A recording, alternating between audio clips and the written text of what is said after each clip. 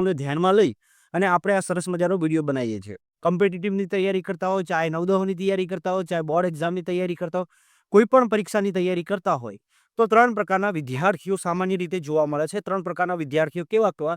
આ વિડીયો સંપૂર્ણ નિહાળજો, બધા જ ડાઉટો અહીંયાથી ક્લિયર થશે. હવે આપણે વિદ્યાર્થીઓની વાત કરો તો જીવનની અંદર 3 પ્રકારના વિદ્યાર્થીઓ આપણને જોવા મળતા હોય. વાત કરીએ તો 3 પ્રકારના વિદ્યાર્થીઓમાં પહેલા હોશિયાર વિદ્યાર્થીઓ હોય. પહેલા કેવા હોય? હોશિયાર વિદ્યાર્થીઓ હોય એટલે કે જો તેમને ખાલી થોડું કહેવામાં આવે તો તેના કોન્સેપ્ટ છે ત્યારે કેચઅપ કરી દેતા હોય. એટલે આમની જે ક્ષમતા છે, આ ક્ષમતા 80% જેટલી સારી હોય છે. શીખવાની બાબતની વાત કરો, કોઈ પણ બાબત તમે શીખો છો, કોઈ શિક્ષક કોઈ બાબત શીખવે છે, તો જે આ હોશિયાર વિદ્યાર્થીઓ છે એમને તરત યાદ રહી જતું હોય છે. હવે પરિણામે શું થાય છે કે આવા વિદ્યાર્થીઓ છે ને આવા વિદ્યાર્થી પણ કરે છે અને ભૂલોના કારણે ક્યાંક ને ક્યાંક રહી જતા હોય છે. હવે આવા વિદ્યાર્થીઓ કેવા હોય છે? તો આવા વિદ્યાર્થીઓ ઓછા જોવા મળે છે. હવે બીજા પ્રકારના વિદ્યાર્થીની વાત કરીએ, તૈયારી સરસ મજાની કરતા હોય છે, છતાં પણ ક્યાંક ને ક્યાંક તેઓ રહી જતા હોય છે. એવા વિદ્યાર્થીઓને હું મધ્યમ પ્રકારના વિદ્યાર્થીઓ કહીશ. મધ્યમ પ્રકારના વિદ્યાર્થીઓ એટલે કેવા વિદ્યાર્થીઓ? તો અહીંયાથી એવો પ્રશ્ન ના થવો જોઈએ. તો મધ્યમ પ્રકારના વિદ્યાર્થીઓ એટલે કે જેમની ક્ષમતા, જે તૈયારી તો બહુ કરે છે પણ જેમની યાદ રાખવાની ક્ષમતા 50 થી 60% વચ્ચે હોય, આવા વિદ્યાર્થીઓ છે એમને મધ્યમ કક્ષાના વિદ્યાર્થીઓ કહેવાય છે. હવે મધ્યમ કક્ષાના વિદ્યાર્થીઓ શા માટે કહું છું? કારણ કે જો આમની ક્ષમતા છે 50 થી 60%. આ લોકો વાંચે છે કેટલું? આ લોકો 12 થી 13 કલાક વાંચે છે. તો એમની કેપેસિટી જો 60 થી 50% વચ્ચે કેપેસિટી જોઈએ તો 9 કલાક વાંચ્યા પછી તેમને એક મૂલ્યાંકન ટેસ્ટ આપવી પડે. આ સંપૂર્ણ વિડીયોની અંદર બધી જ ચર્ચા કરી દઈશું. હવે આ મધ્યમ પ્રકારના જે વિદ્યાર્થીઓ છે એમની ક્ષમતાની મેં વાત કરી છે. અરે આના પછી એક આવે છે મધ્યમ, પછી અતિ મધ્યમ. નબળા પણ ન કરી શકાય, હોશિયાર પણ ન કહી શકાય, મધ્યમ. એટલે કે જે તૈયારીની શરૂઆત કરતા હોય, તૈયારીની શરૂઆત કરનાર વ્યક્તિઓ છે એમની વાત અહીંયા કરીશ. તો આ 3 પ્રકારના લાઈફની અંદર જીવનમાં તમે આ 3 પ્રકારના મિત્રો જોયા હશે, 3 પ્રકારની તૈયારી કરતા જોયા હશે. માની લો કે કોઈ પણ ટોપિક, માની લો કે કોઈ હિસ્ટ્રીનો ટોપિક છે દોસ્તો, હિસ્ટ્રી. આ હિસ્ટ્રીનો ટોપિકની અંદર કોઈ વિદ્યાર્થી છે, સિંધુ ખીણની સભ્યતા છે, સિંધુ સભ્યતા. આ સિંધુ ખીણની જે સભ્યતા છે એના વિશે અધ્યયન કાર્ય કરે છે. આ ટોપિક સમજે છે અને આ ટોપિક ભણવાનો પ્રયત્ન કરે. પણ અહીંયા મધ્યમ પ્રકારના વિદ્યાર્થીઓ છે, આને શું કરવાનું છે? તો કે આની સાથે સાથે જે ટોપિક છે, આ ટોપિક તમે શીખો છો. તો સિંધુ ખીણની સભ્યતામાં 3 પ્રકારે આપણે વિભાજિત કરીશું. તો જે હોશિયાર વિદ્યાર્થીઓ છે શું કરશે? શીખવાની સાથે સાથે મનની અંદર તેનું મનન કરે છે. મનની અંદર શું? મનન કાર્ય કરશે. એટલે કે જે હોશિયાર વિદ્યાર્થી છે શું કરશે? જે શિક્ષક ભણાવે છે તેનો શબ્દો ને મનની અંદર ઉચ્ચારણ કરશે. એટલે ઉચ્ચારણ કરે છે ને એટલે તો એમની ક્ષમતા છે 80% મેં કીધી છે. હવે આમનું કામ શું છે કે જે 80% છે, તો આવા વિદ્યાર્થીઓ જેટલું ભણે છે ને, જેટલી તૈયારી કરે છે અથવા જેટલું ભણે છે ને એનું રેગ્યુલર ટાઈમે યોગ્ય સમયે રિવિઝન કરતા હોય છે. યોગ્ય સમય શું કરતા હોય છે? રિવિઝન પણ કરતા હોય છે. અને જે વિદ્યાર્થી મિત્રો હોશિયાર હોવા છતાં રિવિઝન કરતા નથી, તો જે રિવિઝન કરતા નથી એ વિદ્યાર્થીઓ ક્યાંક ને ક્યાંક રહી જતા હોય છે. આપણે પૂરી ડિટેલ વાત કરીશું. એના પછી વાત કરીએ સિંધુ ખીણની સભ્યતા. હોશિયાર વિદ્યાર્થીઓ ભણે છે, મધ્યમ પ્રકારના પણ વિદ્યાર્થીઓ આ જ ટોપિક ભણે છે. તો આ વિદ્યાર્થીઓ ભૂલ શું કરતા હોય છે? આ વિદ્યાર્થીઓ માત્ર કોઈ પણ, માની લો કે તમે કોઈ પણ એકેડેમીની વાત કરો, એની અંદર તમે વિડીયો જુઓ છો. આની અંદર શું જુએ?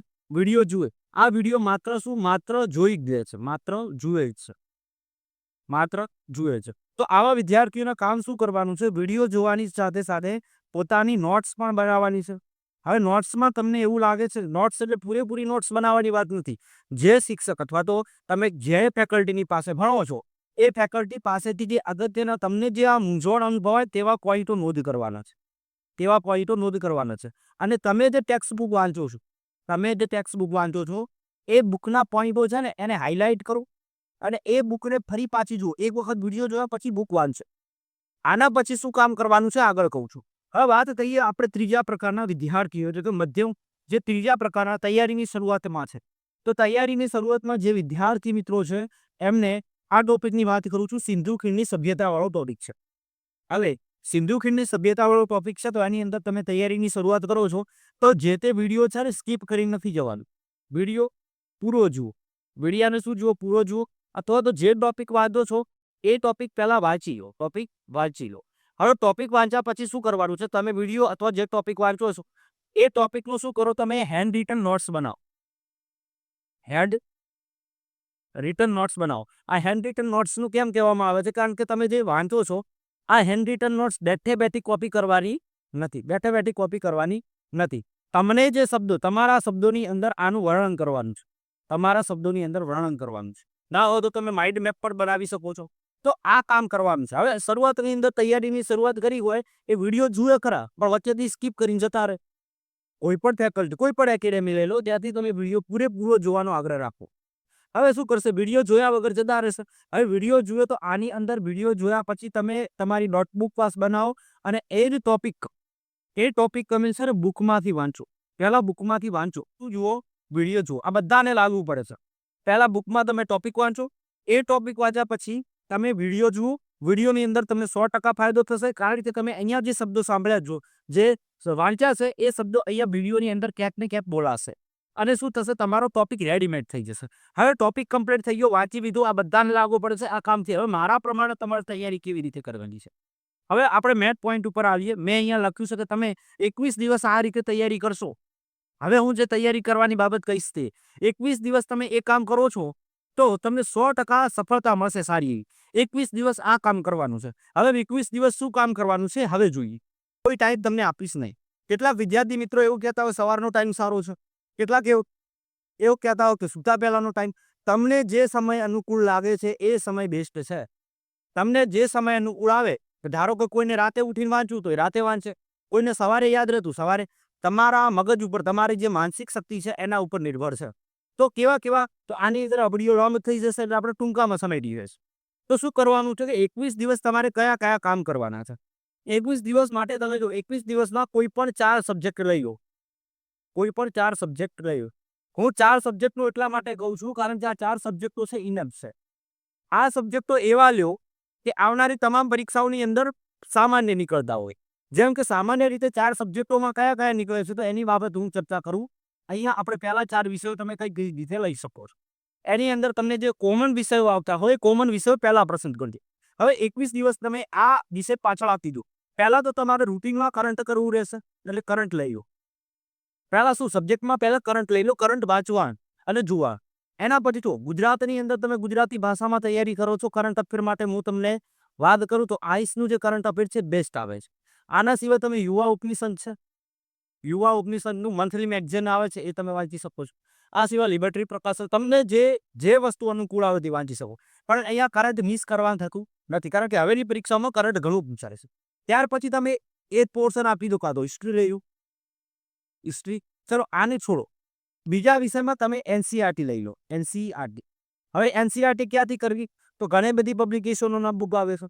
એમાં આઈસનો હોય, યુવા ઉપનિષદનું હોય, ઘણી બધી એવી પબ્લિકેશનો ગુજરાતની અંદર છે તમે વાંચી શકો. આ તમારે જો એનસીઈઆરટી કરવી હોય તો 6 થી 10 ની જે સામાજિક વિજ્ઞાનની બુક આવે છે સાવી એ પહેલા વાંચી લો. એમાંથી જીકે ઇનફ થઈ ગઈ. આટલું કરો. હવે આની સાથે સારી એકલેની વાત નથી કરતો. વિજ્ઞાન ટેકનોલોજી પણ તમે અહીંયાથી લઈ શકો છો. વિજ્ઞાન પૂરું થઈ જશે. આરટી લઈ લો. પછી તમે લઈ શકો છો બંધારણ. કારણ કે બંધારણ પણ કેવો છે? કોમન વિષય છે. બંધારણ કેવો વિષય છે? કોમન વિષય છે. પોલિટિક્સ. તમારે બધી પરીક્ષાઓની અંદર બંધારણ રિલેટેડ પ્રશ્નો હોય છે. તો આ 3 વિષય થઈ ગયા. પછી તમને જો અનુકૂળ આવે છે તો મેથ્સ લઈ લો. મેથ્સ લઈ લો. પછી તમને ભાષાઓની અંદર હું હાલ તમને નથી કહેતો. તમારે 5મો વિષય જો અહીંયા એડ કરવો છે તો ભાષા લઈ શકો છો. ગુજરાતી તમે તૈયારી કરી શકો છો અને ઇંગ્લિશ પણ તૈયાર કરી શકો છો. આ તમારા ઉપર નિર્ભર કરું છું. તમે કેટલા કલાક વાંચો છો. બરાબર. અહીંયા મેથ્સ પ્લસ રીઝનિંગ લઈ લો. કારણ કે જે વિષયનું ભારણ વધુ છે. જો આ વિષયો છે ને કોઈ પણ પરીક્ષાની અંદર બદલાવાના નથી. કદાચ જો તમે તૈયારી કરતા હો પોલીસ કોન્સ્ટેબલની તો આ 2 વિષય નથી. તો જે પ્રમાણે કન્ડિશન છે એ પ્રમાણે લઈ લો. તો આ થઈ ગયા આપણે વિષયનું ડિવાઇઝેશન કરી લીધું. હવે શું કામ કરો કે તમે જે વાંચો છો પહેલા શું કરવાનું? તમારે જે વાંચવું છે એનો સિલેબસ લઈ લેવાનો. સિલેબસ એટલે આનું શું લઈ લેવાનું મિત્રો? સિલેબસ લઈ લો. સિલેબસ. હવે જો ઘણા વિદ્યાર્થી મિત્રો બહુ તૈયારી કરતા હોય. મધ્ય પ્રકારના વિદ્યાર્થીઓ આ પ્રકારના હોય બહુ તૈયારી કરતા હોય. તમારી વાત કરું હું પણ તૈયારી કરું છું તો હું પણ ક્યાંક મિસ્ટેકો કરું. તો અહીંયા શું કરવું પડે કે જે સિલેબસ છે ને એ સિલેબસના પોઈન્ટો ધ્યાનમાં લઈ લો. કયા ટોપિકો છે, કયા ટોપિકો કયા વિષયના છે, કયો વિષય છે, કયા ટોપિકો છે અને આમની પાછળ સમય કેટલો આપવો આ નક્કી કરો. પહેલા સિલેબસ ઉઠારી લો. સિલેબસમાં આપેલા ટોપિકો છે એ જ તમારે વાંચવાના છે. એની બહારનો વાંચશો તો પરીક્ષા પાસ નહીં થાય. પરીક્ષા પાસ નહીં થાય એટલા માટે કહું છું કે ટોપિક સિલેબસના ટોપિક પસંદ કરો. હવે માની લો કે સિલેબસના ટોપિકની અંદર તમે મેથ્સની અંદર તૈયારી કરો છો. આપણે મેથ્સના ઉદાહરણો જાજા લઈશું.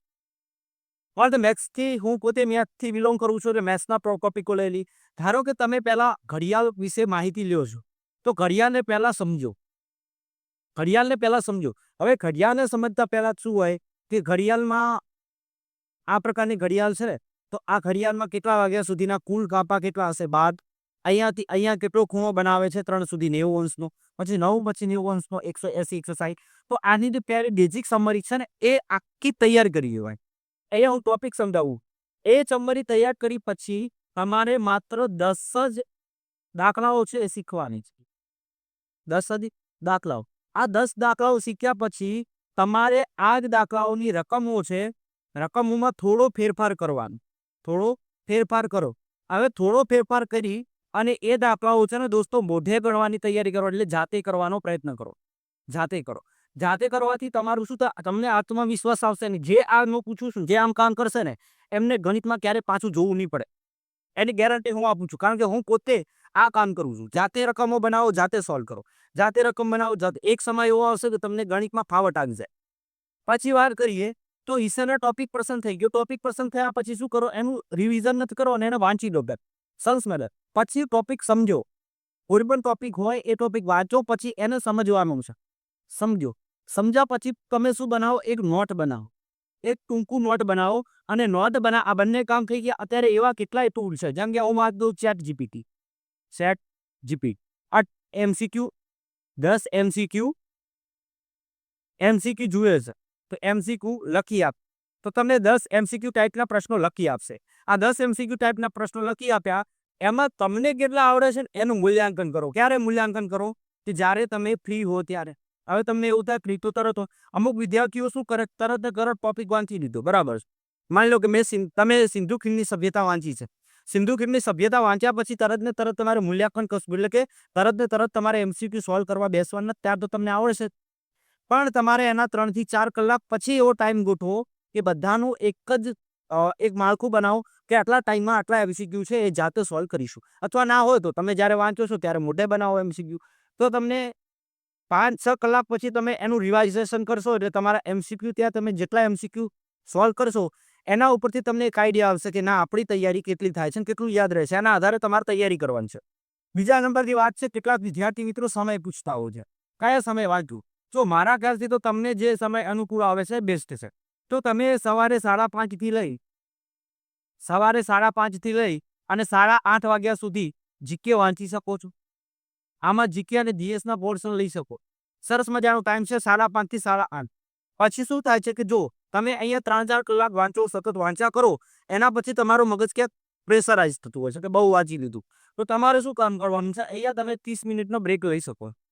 30 મિનિટનો બ્રેક લઈ શકો છો. આ વિડીયો બનાવવા પાછળ આ વિડીયો કોના માટે ઉપયોગી છે? તો જોબ કરતા જે વિદ્યાર્થીઓ છે અથવા જે સ્ટુડન્ટ છે જેની કોલેજ ચાલુ છે એવા વિદ્યાર્થીઓ આ ટાઈમ ટેબલ ફોલો કરી શકે છે. એના સિવાયના જે લાઇબ્રેરીની અંદર જે તૈયારી કરતા હોય છે એમને એક્સ્ટ્રા ટાઈમ કોઈ પણ વિષયને આપી શકે છે. પછી શું કામ કરવાનું છે? સાંજે 6:30 થી લઈ, માની લો કે 7:30 થી લઈ અને 11 વાગ્યા સુધી તમે 3 વિષયનો અભ્યાસ કરી શકો છો. એક તો શું અભ્યાસ કરી શકો છો? મેથ્સ લઈ શકો છો. મેથ્સની સાથે સાથે બીજો વિષય રિઝનિંગ લઈ શકો છો. અને રિઝનિંગ પછી તમે જો ઇંગ્લિશ તમને સારું ગમતું હોય તો ઇંગ્લિશ વિષય લઈ શકો છો. આ વિષયો બોરિંગના નથી. આ વિષયમાં એકદમ મજા આવે એવા વિષયો છે. આ વિષય જીકે જીએસમાં એક સાગર સમુદ્ર છે, એટલે તમે એ રીતે ટાઈમ ટેબલ નક્કી કરી શકો. હવે તમને સવાલ થાય કે સર આ બધું તૈયારી કરી લીધી, તૈયારીના ભાગરૂપે આ બધું કામ કરો જ છો, પણ અમને એ તો કહો કે મૂલ્યાંકન ક્યારે કરવું? તો તમને એવું લાગે કે ગણિતમાં મારે 10 વાગ્યા સુધી વાંચવું છે અને પછી મારે મોક ટેસ્ટ પ્રકારની સિરીઝ મોક ટેસ્ટ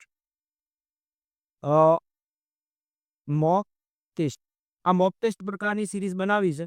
જો તમે આવું ઈચ્છતા હો કે અમારે મૂલ્યાંકન કરવું છે તો આ ચેનલમાં તમે મારી સાથે મૂલ્યાંકન કરી શકો છો. કઈ રીતે? તો તમારે જો મૂલ્યાંકન કરવું હોય તો આપણે દરરોજનો એક વિડીયો બનાવીશું. તમને એક વિડીયો મળશે જેની અંદર એકલા MCQ છે. એકલા શું છે મિત્રો? MCQ છે.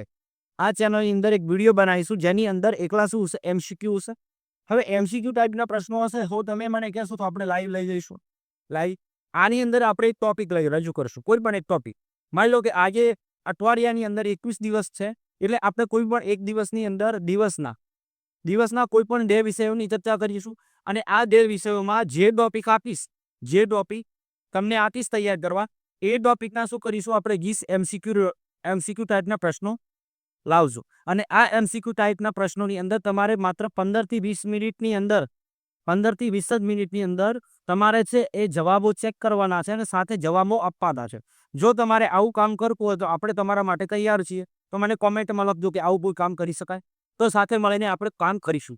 ત્યાં કેવું હશે તો અહીંયા જુઓ તો અહીંયા હું વિધાનાત્મક પ્રશ્નો તમને આપીશ અને એ વિધાનાત્મક પ્રશ્નોને તમારે સોલ્વ કરવાનો પ્રયત્ન કરવો પડશે. તો આ રીતનું સરસ મજાનું ટાઈમ ટેબલ આ રીતે તમે જો તૈયારી કરો છો તો 100% 21 દિવસની અંદર તમને સફળતા થોડીક અંશે મળશે. હવે કામ કરશો, જો અહીંયા તમે સિરીઝમાં મોક ટેસ્ટ આપશો, ઘણું એવું કામ કરશો, આ બધું કાર્ય કરશો, તમે રેગ્યુલર વાંચશો, પછી 21 દિવસ આ રીતે તમે સ્ટડી કરો છો તો તમને મિત્રો 85-80% તમને એવું થશે કે ના હવે આપણી તૈયારી સારી થાય છે. પહેલા સિલેબસ લઈ લો, સિલેબસ લીધા પછી એને ટોપિક વાઇઝ વિસ્તૃતીકરણથી વાંચો અને સાંજે મૂલ્યાંકન ટેસ્ટ આવે, ટેસ્ટ લઈ લો અથવા તો એમસીક્યુ જાતે પ્રયત્ન કરીને સોલ્વ કરવાનો પ્રયત્ન કરો. મિત્રો આ કામ કરશો તો તમને 21 દિવસની અંદર તમારું રિઝલ્ટ સારું જોવા મળશે. જો તમને વિડીયો સારો લાગ્યો છે તો વિડીયોને લાઇક કરતા જજો, કોમેન્ટમાં હર હર મહાદેવ અવશ્ય લખજો. જો આવા જ વિડીયો તમે જોવા માંગતા હો તો અમારી ચેનલની અંદર તમે કોમેન્ટમાં સારી એવી કોમેન્ટ કરી શકો છો. જો તમે આ પ્રકારના 15 થી 20 મિનિટની અંદર તમે મૂલ્યાંકન ટેસ્ટ મૂલ્યાંકન કરવા ઈચ્છતા હો તો આપણે મૂલ્યાંકન માટેના તમને પ્રશ્નો પણ આપીશું, જેની અંદર તમે તમારો સારો એવો સ્કોર કરી શકો છો. જો આ સિરીઝ ચાલુ કરવી હોય તો મને કોમેન્ટમાં લખજો કે સાહેબ મૂલ્યાંકન માટેની એક સિરીઝ ચાલુ કરો, તો આપણે સરસ મજાની સિરીઝ ચાલુ કરીશું.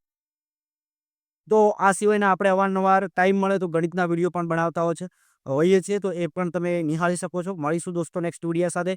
ખરેખર જો વિડીયો સારો લાગ્યો છે તો ચેનલમાં નવા હોય ચેનલને સબસ્ક્રાઇબ અવશ્ય કરી લેજો. જય હિન્દ, વંદે માતરમ.